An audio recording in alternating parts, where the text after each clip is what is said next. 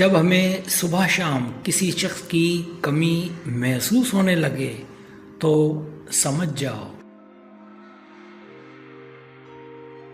جب ہم ہر وقت صبح شام کسی کو یاد کرتے ہیں تو اس کی کئی وجوہات ہو سکتی ہیں۔ یہ یادیں گہرے جذباتی تعلق کی نشانی ہو سکتی ہیں۔ تو آئیں اس کے مختلف پہلوؤں پر تفصیل سے بات کرتے ہیں کہ ایسا کیوں ہوتا ہے۔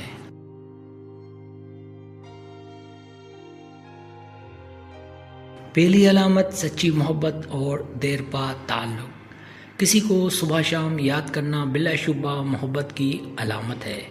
جب آپ کسی کے بارے میں سوچتے ہیں، یاد کرتے ہیں تو یہ ظاہر کرتا ہے کہ آپ ان کے ساتھ ایک خاص جذباتی تعلق میں ہیں۔ یہ تعلق رومانوی دوستی کے رشتے میں ہونا عام بات ہے۔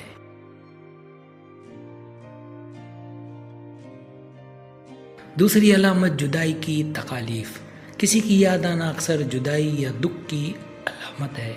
اگر آپ کسی کو کھو چکے ہیں یا ان سے دور ہیں یا کوئی آپ کو چھوڑ کر چلا گیا ہے تو اس شخص کی یاد آنا ایک فطری بات ہے۔ یہ احساس آپ کو ان کی اہمیت اور موجودگی کی شدت کا احساس دلاتا ہے۔ تیسری علامت یادیں درد اور خوشی اور غم۔ یادیں کبھی کبھی ماضی کے خوبصورت لمحوں کی یاد دلاتی ہیں۔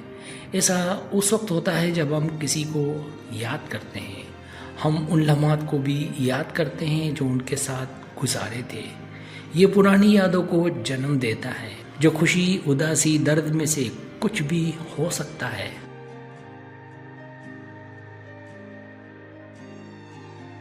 چوتھی علامت پھنس جانے کا احساس۔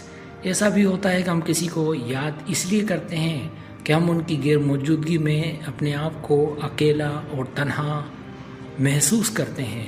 یہ احساس ہمیں ان کی موجودگی کی کمی اور ہمیں ان کے بارے میں زیادہ سوچنے پر مجبور کرتا ہے۔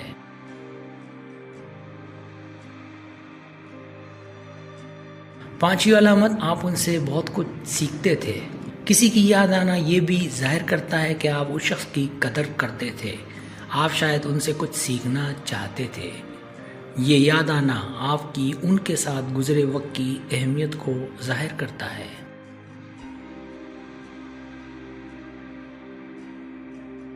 چھٹی علامت آگے بڑھنا۔ کسی کو یاد کرنے کا مطلب یہ ہوتا ہے کہ آپ اپنی زندگی میں ان کی موجودگی سے متاثر رہے ہیں۔ آپ ان کی خصوصیات، خوبیوں یا تجربات کو اپنی زندگی میں شامل کرنے کی کوشش کر رہے ہیں۔